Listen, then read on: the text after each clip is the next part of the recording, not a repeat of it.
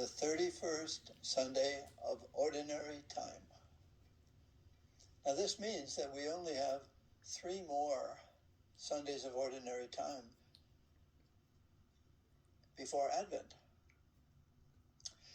And the liturgical year is like a scholastic year, an academic year, where at the beginning of the year, the professor might say, this is going to be this, is going to be this, and this will be in the exam, so you know.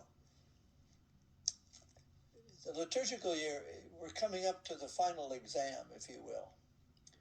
And there's a Moses at the beginning of our first reading is saying, this is what is expected, to love the Lord your God with all your mind, all your heart, and all your spirit, and your neighbor as yourself. This is the greatest, and that the Lord is one, because he's speaking to Israel, who is surrounded by other nations who have other gods. He said, no, our God is the Lord, the one God. And this is what this one God expects, that you love him with everything in you and your neighbor. Okay? And then Jesus, in a way, in the gospel, has the final exam. So the scribe, the professor, comes and says, okay, what do you say? And Jesus repeats the ancient law of Moses, to love your God and your neighbor as yourself. And they say, good, you've passed the exam. You do this. And then the scribe says, you really have it. You've got an A double plus. This week, it's been an interesting week liturgically, because on Thursday we had Halloween, in which everybody dresses up to be not who they are. And it's very cute to be a princess or a football player or a space person or whatever, to dress up. And then the next day is All Saints, in which we celebrate the people that took off their pretenses and became more and more who they really are in God's eyes. They are the ones whom we celebrate, that they tried to live loving God and loving their neighbor as herself, and they didn't pretend that they were this or that. They were who they are. And so we say they're saints because they took off their falseness, their costumes. And then the next day, which was yesterday, we had All Souls, the commemoration of, in a way, all those who have gone before us in faith, and we remember their goodness. And we often say, if you go to a wake or a funeral, it's too bad that the deceased aren't here to hear the goodness that other people saw in them. And we celebrate how they tried to live loving God and loving their neighbor as themselves. The commemoration of those who are departed from trying to live without pretense, that they were saints as well. And then we have our liturgy, our call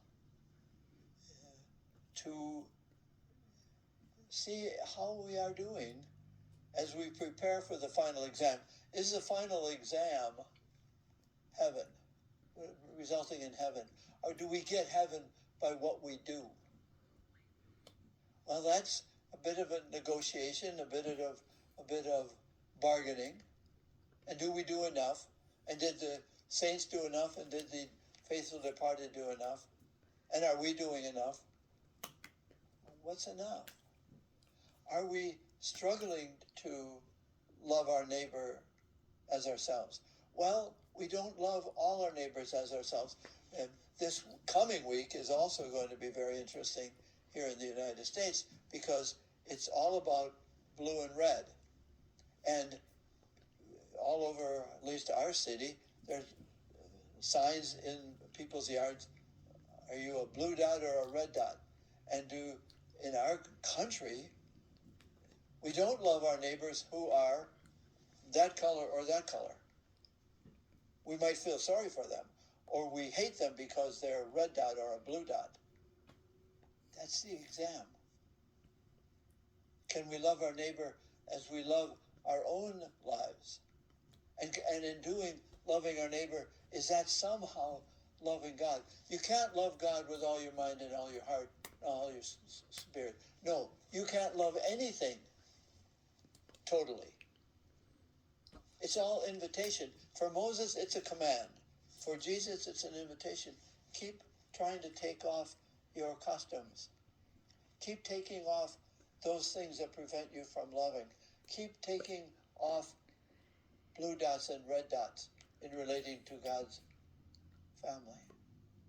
So it's quite a challenge for us these days to not define ourselves by costumes or by colors and be angry or violent because somebody is different by their color, their language, to be different by for whom do they vote.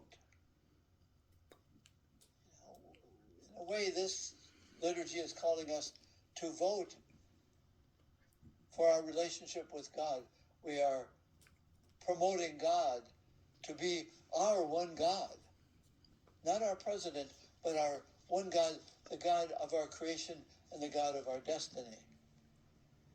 That is already, it's not that we're going to win God. It's not a trick or treat. You give me a treat, and I'll respond in a treat, and I'll get another treat. No, we are saved by the love of Jesus Christ, and we live free from red dots, blue dots, or black dots. We are lived by the sign of Christ in the Eucharist. This is the dot. This is who I am. This allows me to be freed from costumes and freed from fears. Am I going to make it? Am I going to get the big prize? No, it's already given. That's our faith. It's not that we have to win it. We don't win it. We prove it by how we live. We live it as a revelation of God's love, who is unpretentious. So the final exam for Jesus was how he lived, not what he said. The final exam for us is how we live because we're saved, because we are loved by a God that says, you can live without pretense. That's me and my living in you. That is how you fulfill and succeed in the final exam.